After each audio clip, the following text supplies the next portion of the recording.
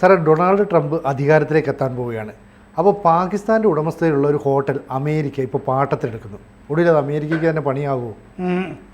അത് അമേരിക്കയ്ക്ക് പണിയാകും എന്ന് കഴിഞ്ഞ ദിവസം ഈ ചെലവ് കുറയ്ക്കാനായിട്ട് എലോൺ മസ്കിനെയും വിവേക് രാമസ്വാമിയാണല്ലോ നിയമിച്ചിരിക്കുന്നത്. അതെ, ചെലവ് കുറയ്ക്കൽ പരിപാടികളുടെ. അപ്പോൾ വിവേക് രാമസ്വാമി കഴിഞ്ഞ ദിവസം എക്സിൽ ഒരു പോസ്റ്റ് ഇട്ടപ്പോഴാണ് ഒരു പുതിയ വിവരം പുറത്തു വന്നിരിക്കുന്നത്. ഈ മൻഹാട്ടനിൽ റൂസ്വെൽറ്റ് ഹോട്ടൽ, അത് പാകിസ്ഥാൻ എയർലൈൻസിൻ്റെയാണ്. ഈ റൂസ്വെൽറ്റ് ഹോട്ടലിനെ പറ്റി നമ്മൾ 2-3 തവണ ഇവിടെ ചില ചർച്ചകളിൽ പരാമർശിച്ചിട്ടുണ്ട്. ആ പരാമർശിച്ചതൊക്കെ പാകിസ്ഥാന് IMF വായ്പ, 25ാമത്തെ IMF വായ്പ പാകിസ്ഥാന് 8 മാസത്തിന് ശേഷം ഈ കഴിഞ്ഞ സെപ്റ്റംബറിൽ അനുവദിച്ചു. അതെ, $7 ബില്യൺ അനുവദിച്ചിട്ട് $1.1 ബില്യൺ ആദ്യത്തെ ഗഡു കൊടുത്തിട്ടുണ്ട്. അപ്പോൾ അതിൽ ചില ഉപാധികൾ വെച്ചിരുന്നു IMF. ആ ഉപാധികൾ വെച്ചത് പല ഈ നഷ്ട കമ്പനികളുമൊക്കെ ലേലം ചെയ്ത് കൊടുക്കുക, വിൽക്കുക തുടങ്ങിയ പരിപാടികളാണ്. ഈ മൻഹാട്ടനിലെ റൂസ്വെൽറ്റ് ഹോട്ടൽ അത് പൂട്ടിക്കിടക്കുന്ന ഹോട്ടലാണ്. സാമ്പത്തിക പ്രയാസം കാരണം നടത്താൻ പറ്റുന്നില്ല പാകിസ്ഥാന്. കാരണം എന്താണെന്ന് വെച്ചാൽ 19 നിലയുള്ള ഹോട്ടലാണ് ന്യൂയോർക്കിൽ, മൻഹാട്ടനിലുള്ള ഹോട്ടൽ. അത് അങ്ങനെ പൂട്ടിക്കിടക്കുമ്പോൾ അത് വിൽക്കാൻ വെച്ചിരുന്നു. ഈ വിൽക്കാൻ വെച്ചപ്പോഴും നമ്മൾ ചർച്ചയിൽ പറഞ്ഞിരുന്നതാണ്. അത് വാങ്ങിക്കാനായിട്ട് ഒരാൾ വന്നയാൾ മറ്റേ റിയൽ എസ്റ്റേറ്റുകാരനായിരുന്നു. അത് പാകിസ്ഥാൻ പറഞ്ഞ പൈസയുടെ ഒരു 100-1 പോലും തുക അയാൾ കൊടുക്കാനായിട്ട് തയ്യാറുമല്ലായിരുന്നു. അങ്ങനെ അത് ഉറപ്പിക്കാൻ പറ്റിയില്ല.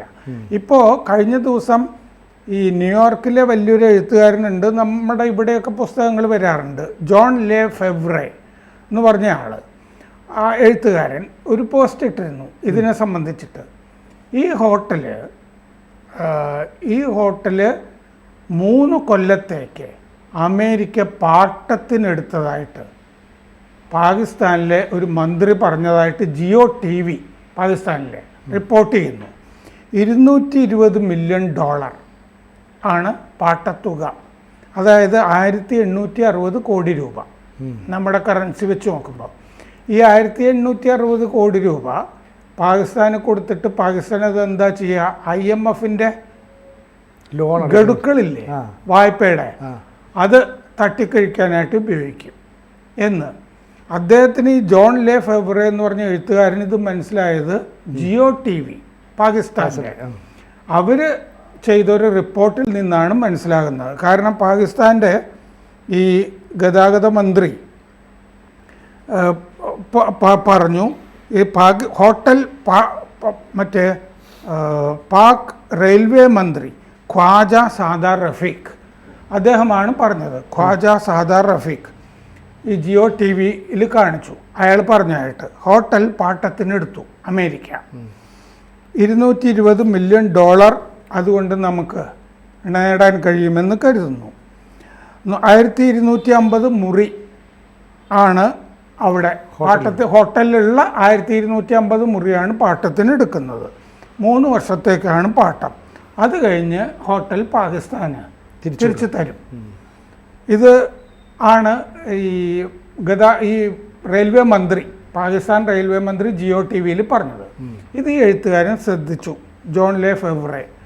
അത് ആ പോസ്റ്റ് ഉദ്ധരിച്ചുകൊണ്ടാണ് വിവേക് രാമസ്വാമി പറഞ്ഞിരിക്കുന്നത്. എന്താണിത്?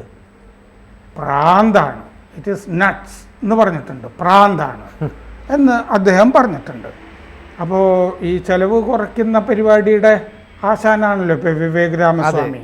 അതുകൊണ്ട് ഇതിൻ്റെ അകത്ത് എന്തോ നടപടി വരും എന്നുള്ള ഉറപ്പാണ്. മാത്രമല്ല ഈ എഴുത്തുകാരൻ ജോൺ ലെ ഫെവ്രെ വേറൊരു കാര്യം പറഞ്ഞിട്ടുണ്ട്, അത് വളരെ പ്രധാനപ്പെട്ടതാണ്. ഈ ഹോട്ടലിൽ, പാകിസ്ഥാൻ്റെ ഹോട്ടലാണല്ലോ, ഇതിൽ വന്ന് ഇപ്പം താമസിക്കുന്നവർ മുഴുവൻ അനധികൃത കുടിയേറ്റക്കാരാണ് എന്ന് പറഞ്ഞിട്ടുണ്ട്. നിലവിലെ താമസക്കാർ അനധികൃത കുടിയേറ്റക്കാരെ അവർക്ക് പാർക്കാൻ വേണ്ടി കണ്ടിട്ടുള്ള ഒരു സ്ഥലമാണ്. സേഫ് ആയിരിക്കും അല്ലേ? പാകിസ്ഥാൻ്റെ ആണല്ലോ, സൗകര്യം പോലെയും തോന്നിയാസം പോലെയൊക്കെ ആകാം.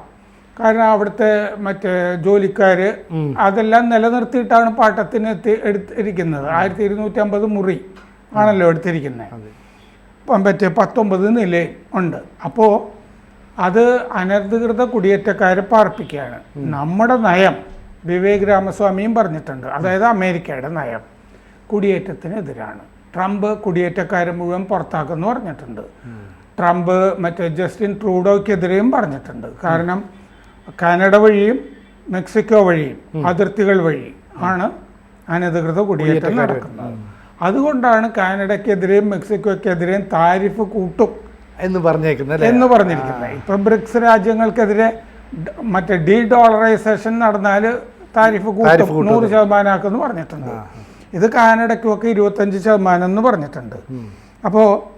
അപ്പോൾ സംഭവിച്ചിരിക്കുന്നത് എന്താണെന്ന് വെച്ചാൽ ഈ 1860 കോടി രൂപ അമേരിക്ക എവിടെ നിന്നാണ് എടുത്ത് പാകിസ്ഥാന് കൊടുക്കുന്നത്? അത് അമേരിക്കയിലെ നികുതിദായകരുടെ പണമാണ്. ആ നികുതിദായകരുടെ പണം അനധികൃത കുടിയേറ്റം പ്രോത്സാഹിപ്പിക്കാനായിട്ട് കൊടുക്കുന്നത് ശരിയോ? ഇതാണ് വിവേക് രാമസ്വാമിയും ജോൺ ലെ ഫെവറയും ചോദിച്ചിരിക്കുന്നത്. അപ്പോൾ അതുകൊണ്ട് ഈ പാട്ടക്കരാറുണ്ടല്ലോ അത് റദ്ദാക്കുക എന്നുള്ള പരിപാടിയായിരിക്കും ഇനി ട്രംപ് ഭരണമേൽക്കുമ്പോൾ. അത് ഉറപ്പാണ്. കാരണം വിവേക് രാമസ്വാമിയുടെ ശ്രദ്ധയിൽ വന്നിട്ടുള്ള ആദ്യത്തെ പ്രശ്നങ്ങളിലൊന്നാണിത്. ഇതിന് അവർ പറഞ്ഞിരിക്കുന്നത് ഇത് സ്വീറ്റ് ഹാർട്ട്, നമ്മൾ കഴിഞ്ഞ ദിവസം സ്വെറ്റ് ഓഹരിയുടെ കാര്യം പറഞ്ഞില്ലേ, വിയർപ്പ് ഓഹരി മറ്റേ സുനന്ദ പുഷ്കറിന് കൊടുത്തത് എന്ന് പറഞ്ഞ പോലെ ഇതിനും സ്വെറ്റ് ഹാർട്ട് ഡീൽ എന്ന് അവർ പറഞ്ഞിട്ടുണ്ട്. എന്ന് പറഞ്ഞാൽ ഒരാൾക്ക് മാത്രം ഗുണമുണ്ടാകുന്ന ഒരു ഏർപ്പാട്, ഒരു കരാറ്, ഒരാൾക്ക് മാത്രം ഗുണം, കരാറിൽ ഏർപ്പെടുന്ന ബാക്കി എല്ലാവർക്കും ദോഷം. അതിനാണ് ഈ സ്വെറ്റ് ഹാർട്ട് ഡീൽ എന്ന് പറയുന്നത്. അപ്പോൾ ആ പരിപാടിയാണ് പാകിസ്ഥാനുമായിട്ട് കുടിശ്ശിക. അവർക്ക് IMF ലോൺ കൊടുത്തിട്ടുണ്ട്. അവരത് മര്യാദയ്ക്ക് നികുതിയൊക്കെ പിരിച്ച് പാകിസ്ഥാൻ IMFൻ്റെ ലോൺ അടയ്ക്കണം. ഈ പൈസ എടുത്തിട്ട് അടയ്ക്കാനുള്ളതാണ്. അത് നമ്മളെന്തിനാണ് ഈ വെറുതെ ആവശ്യമില്ലാതെ ഒരു പാട്ടക്കരാർ? അതാണ് അമേരിക്ക ചോദിക്കുന്നത്. ആവശ്യമില്ലാതെ അനധികൃത കുടിയേറ്റക്കാർക്ക് താമസിക്കാനൊരു ഹോട്ടല്, പാകിസ്ഥാൻ്റെ ഹോട്ടല്, നമ്മൾ ആവശ്യമില്ലാതെ പാട്ടത്തിനെടുത്തിട്ട് നികുതിദായകരുടെ പണം നമ്മൾ എന്തിനു കൊടുക്കുന്നു? ഇതാണ് അവിടെ ചോദിക്കുന്നത്. അപ്പോൾ ഡിപ്പാർട്ട്മെൻറ്റ് ഓഫ് ഗവൺമെൻറ് എഫിഷ്യൻസി എന്ന് പറഞ്ഞിട്ടൊരു വകുപ്പ് തന്നെ അവിടെ വരാൻ പോകുന്നു. ഗവൺമെൻറ്റിൻ്റെ ശേഷി വർദ്ധിപ്പിക്കാനുള്ളത്, അത് പരിശോധിക്കാനും വർദ്ധിപ്പിക്കാനുമുള്ള ഡിപ്പാർട്ട്മെൻറ്റ് ഓഫ് ഗവൺമെൻറ് എഫിഷ്യൻസി, അതിൻ്റെ ചുമതലയിലാണ് എലോൺ മസ്കും വിവേക് രാമസ്വാമിയും വരുന്നത്. അപ്പോൾ ഇത് അനാവശ്യമായിട്ടുള്ളൊരു ചിലവാണ്, 1860 കോടി രൂപ.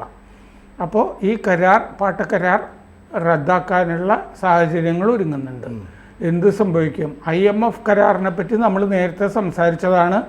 1.1 ബില്യൺ അനുവദിച്ചിട്ടും പാകിസ്ഥാൻ അവിടെ ഉപാധികൾ പാലിക്കുന്നില്ല. എന്നിട്ട് അവിടെ ഒരു മിന്നൽ സന്ദർശനം കഴിഞ്ഞ മാസം നടന്നിരുന്നു IMFൻ്റെ ഭാരവാഹികൾ. എന്നിട്ട് ഈ ഊർജ്ജമന്ത്രി, എല്ലാ മന്ത്രിമാരെയും, മറ്റേ ധനമന്ത്രി ജഹാംഗീർ, ജഹാംഗീർ അല്ല ഔറംഗസേബ്, അവരെയൊക്കെ വിളിച്ചു വരുത്തി വരട്ടുകയൊക്കെ ചെയ്തിരുന്നു. ഈ പറയുന്ന പരിപാടിയൊന്നും ചെയ്തിട്ടില്ല. അവിടെ ഈ സബ്സിഡീസ് കൊടുക്കുന്നത്, പ്രത്യേകിച്ച് പഞ്ചാബ് പ്രവിശ്യയിലൊക്കെ ഗ്യാസിൻ്റെ ഒക്കെ ഓയിൽ പുറത്തു നിന്നൊക്കെ വരുത്തിയിട്ട് അത് കൂടുതൽ വിലക്കൊക്കെ വരുത്തിയിട്ട് കുറഞ്ഞ വിലക്കൊക്കെ സപ്ലൈ ചെയ്യുന്ന പരിപാടിയും ഒക്കെ, ആ പരിപാടിയൊന്നും നടപ്പില്ല എന്നൊക്കെ പറഞ്ഞിട്ടുണ്ട്. ഇതൊക്കെയാണ് ഇപ്പോൾ ചെയ്തുകൊണ്ടിരിക്കുന്നത്. അപ്പോൾ ശരിക്കും പറഞ്ഞാൽ ഈ പാകിസ്ഥാൻ ആ ഹോട്ടൽ ഏതാണ്ട് അടച്ചുപൂട്ടൽ വക്കിലല്ലായിരുന്നു, അത് പൂട്ടിയിരിക്കുകയായിരുന്നു. അങ്ങനെ ഒരു ഹോട്ടൽ അത് ആരും വാങ്ങിച്ചുമില്ല. അപ്പോൾ പിന്നെ ഇതിന് പിന്നിൽ ആരെങ്കിലും പ്രവർത്തിക്കുന്നത്? ഇപ്പോൾ നമുക്കറിയില്ല, ഈ ഡീപ് സ്റ്റേറ്റിൻ്റെ ഒക്കെ ഒരു ഇടപെടലുണ്ട്. ഇപ്പോൾ ട്രംപ് വരുന്നതിന് മുമ്പ് കുറച്ച് കുഴപ്പങ്ങളൊക്കെ സൃഷ്ടിക്കാൻ അവർ പല കാര്യങ്ങളും ചെയ്തിട്ടുണ്ടല്ലോ. ഇപ്പോൾ റഷ്യയിലുള്ള ഇടപെടൽ, ഉക്രൈൻ യുദ്ധത്തിലെ കാര്യത്തിൽ, അങ്ങനെ എന്തെങ്കിലും ഒരു ഇടപെടൽ കൊണ്ടായിരിക്കും ഇത്ര. അങ്ങനെയാണ് അവിടെ അമേരിക്കയ്ക്ക് കുറച്ച് സാമ്പത്തിക പ്രശ്നമൊക്കെ ഉണ്ടായിക്കോട്ടെ, ട്രംപ് സ്വസ്ഥമായിട്ടിരിക്കേണ്ട, അങ്ങനെ വെച്ചിട്ടുള്ള ഇടപെടലുണ്ടാവും. അമേരിക്കയ്ക്ക് മറ്റേ സാമ്പത്തിക പ്രശ്നം എന്ന് പറയുമ്പോൾ 1860 കോടി രൂപ എന്ന് പറഞ്ഞാൽ വലിയ തുകയല്ലല്ലോ. പക്ഷെ അമേരിക്ക അത് വെറുതെ കളയുന്നത് അല്ല.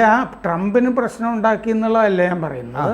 ഈ പാകിസ്ഥാൻ ഇത് ട്രംപ് റദ്ദാക്കുമ്പോൾ എന്ത് സംഭവിക്കും? പാകിസ്ഥാൻ ട്രംപിനെതിരാവും. അങ്ങനെ ഇതിൻ്റെ അകത്തൊരു കുടുക്ക് വെച്ചിട്ടുണ്ടാവും.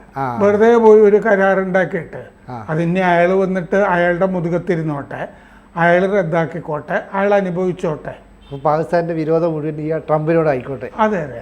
കാരണം പാകിസ്ഥാനുമായ, അതായത് ഇന്ത്യ പാകിസ്ഥാൻ ബന്ധത്തിൽ അമേരിക്ക എപ്പോഴും പാകിസ്ഥാൻ്റെ കൂടെ കുറേ വർഷമായിട്ട്. അതെ. ട്രംപ് ആണെങ്കിൽ തീർച്ചയായിട്ടും ഇന്ത്യയുടെ കൂടെ നിൽക്കാൻ, പാകിസ്ഥാൻ്റെ കൂടെ നിന്നിട്ട് കാര്യമില്ല. കാരണം ഈ IMFൻ്റെ വായ്പ തന്നെ കുടിശ്ശിക നേരത്തെത്തത് വരും എന്നുള്ള അവസ്ഥയിൽ അത് എക്സ്റ്റെൻഡഡ് ലോൺ കൊടുത്തിട്ടാണ് IMF അത് ശരിയാക്കി എടുത്തത്. എന്നിട്ടാണ് ഈ 25ാമത്തെ വായ്പയിൽ ഒരു ഗഡുവേ കൊടുത്തിട്ടുള്ളൂ. ബാക്കി ഗഡുക്കൾക്ക് ഇനി കൊടുക്കുമെന്ന് തന്നെ കണ്ടറിയണം. അവർ കരാർ ഒപ്പിടാൻ തന്നെ 8 മാസം നോക്കി നിന്നിട്ടാണ്, ഒന്നും കാര്യമായിട്ട് നടക്കുന്നില്ല. പിന്നെ ചൈന അവിടെ കയറി ഭയങ്കരമായിട്ട് പണിയുന്നുണ്ട്. അടിസ്ഥാന സൗകര്യം ചൈന കടക്കണിയിൽ പെടുത്തിയിട്ടുണ്ട് പാകിസ്ഥാനെ. അപ്പോൾ പാകിസ്ഥാൻ എവിടുന്നെങ്കിലും കുറച്ച് പൈസ കിട്ടിയാൽ ചൈനയ്ക്ക് കൊടുക്കാനുള്ളതേ ഉള്ളൂ, ചൈനയ്ക്ക് കൊടുക്കാനുള്ളത് തന്നെ ഇല്ല. ആ അവസ്ഥയിലാണ് അതിൻ്റെ അതുപോലെ സാമ്പത്തിക കെടുതിയിലാണ് പാകിസ്ഥാൻ നിൽക്കുന്നത്. അപ്പോൾ അങ്ങനെ കെടുതി നിൽക്കുന്ന ഒരു രാജ്യത്തെ എന്തിനാണ് അമേരിക്ക സഹായിക്കാനായിട്ട് ഇതൊരു ശ്രമം നടത്തുന്നത്? ഇപ്പോൾ ട്രംപ് വരുന്നതിന് മുമ്പ് തന്നെയാണ് ഇതിനുള്ള ഓപ്പറേഷൻ നടക്കുന്നത്. എന്തിനു വേണ്ടിയിട്ട് അങ്ങനെ ചെയ്യുന്നത്? ചൈന എന്തായാലും കുറേ പൈസ കൊടുത്ത് നിർത്തുന്നുണ്ട്. അമേരിക്ക എന്തിനാ ചെയ്യുന്നതെന്ന് വെച്ച് കഴിഞ്ഞാൽ ഇന്ത്യയുടെ അയൽക്കാരെ മുഴുവൻ ഇന്ത്യക്ക് എതിരാക്കാമല്ലോ. ഒരു പിടിവള്ളി അല്ലേ? പാകിസ്ഥാൻ, നേപ്പാള്, അല്ല ഇപ്പോൾ ചൈന ഒരുപാട് പണിയുന്നില്ലേ? ശ്രീലങ്ക, നേപ്പാള്, മ്യാൻമാർ, ബംഗ്ലാദേശ്, ഇങ്ങനെ എല്ലായിടത്തും കയറി പണിതിട്ട് ഇന്ത്യക്കൊരു ഇല്ലാതിരിക്കുക. ചില സമയത്ത് മാത്രമല്ല ചൈനയുമായിട്ട് എപ്പോഴും ഒരു പ്രശ്നം ഇന്ത്യക്ക് ഉണ്ടായിരിക്കുക. പിന്നെ വേറൊന്ന്, ഈ ചൈനയ്ക്കെതിരെ, ചൈനയും അമേരിക്കയും തമ്മിൽ ചെയ്ത യുദ്ധമുണ്ട്. ചൈനയ്ക്കെതിരെ എപ്പോഴും അമേരിക്ക ഇന്ത്യയെ കൂടെ നിർത്തുക. ഇന്ത്യ എങ്ങനെയാണ് കൂടെ നിൽക്കുക? ഇന്ത്യയുടെ മുകളിൽ വേറെ എന്തെങ്കിലുമൊക്കെ സമ്മർദ്ദം വരണം. ഇന്ത്യ എന്നിട്ട് അമേരിക്കയുടെ സഹായം ചോദിച്ചുകൊണ്ടിരിക്കണം. അപ്പോഴാണല്ലോ ഈ കരാറുകൾ, ഉപാധികളൊക്കെ പറയാൻ പറ്റുന്നത്. അങ്ങനെ ഉള്ളൊരു പണിയുടെ ഭാഗമായിട്ട് ആകാനാണ് സാധ്യത. എന്തായാലും ഇപ്പം ട്രംപ് വരുമ്പോൾ തന്നെ ഇത് റദ്ദാക്കാനുള്ള എല്ലാ തീരുമാനങ്ങളും ഉണ്ടാകാൻ സാധ്യത. അക്കാര്യത്തിൽ ഒരു സംശയമില്ല. ഇത് വിവേക് രാമസ്വാമി കയറി പിടിച്ചിട്ടുണ്ടല്ലോ ഇതിൻ്റെ അകത്ത്. അങ്ങനെയാണ് നമ്മൾ അറിയുന്നത്. നമ്മൾ ഈ ഹോട്ടലിന്റെ കാര്യം നേരത്തെ സംസാരിച്ചിട്ടുള്ളതാണ്. ഈ ഹോട്ടൽ വിൽക്കണം എന്ന് IMF പറഞ്ഞിട്ടുണ്ട്. പക്ഷെ വിൽക്കാനായിട്ട് ആളെ കിട്ടിയില്ല എന്നുള്ള കാര്യവും നമ്മൾ പറഞ്ഞിരുന്നു. കാരണം എന്താണെന്ന് വെച്ചാൽ ബിഡുകൾ, ലേലത്തിൽ പങ്കെടുക്കുന്ന ആളുകളുടെ പൊട്ടിച്ചപ്പോൾ ഒരാളെ ഉണ്ടായിരുന്നുള്ളൂ. അത് ഈ തുകയൊന്നും വരുന്നില്ല. മാത്രമല്ല അയാൾ റിയൽ എസ്റ്റേറ്റ് ബിസിനസ് ചെയ്യുന്ന ഒരാളുമായിരുന്നു. അതുകൊണ്ട് ഇതൊന്നും സാധിക്കുന്ന കാര്യമില്ല. അയാൾക്ക് വേറെ ആളുകൾക്ക് വിൽക്കാനോ സബ്ലെറ്റ് ചെയ്യാനോ മാത്രമേ ഉദ്ദേശം ഉണ്ടാവുള്ളൂ. മാത്രമല്ല അമേരിക്ക ഒരു പ്ലെയറും അല്ല. ഇത് അമേരിക്കയിൽ നിന്ന് ആരെങ്കിലും വന്നാലല്ലേ ഇത് വിൽക്കാനൊക്കെ പറ്റുള്ളൂ. അതിൻ്റെ ഇടയ്ക്ക് കയറിയിട്ടാണ് അമേരിക്ക ആവശ്യമില്ലാത്ത ഒരു പാകിസ്ഥാൻ ഒരു സഹായം ചെയ്തു കൊടുത്തിരിക്കുന്നത്. എന്തായാലും ട്രംപ് ഇങ്ങോട്ട് വരട്ടെ, ബാക്കി അന്നേരം തീരുമാനം ഉണ്ടാകട്ടെ. കൂടുതൽ വാർത്തകളും വിശേഷങ്ങളും നിങ്ങളിലേക്ക് എത്താൻ ABC മലയാളം സബ്സ്ക്രൈബ് ചെയ്യുക, ബെൽ ബട്ടണും അമർത്തുക.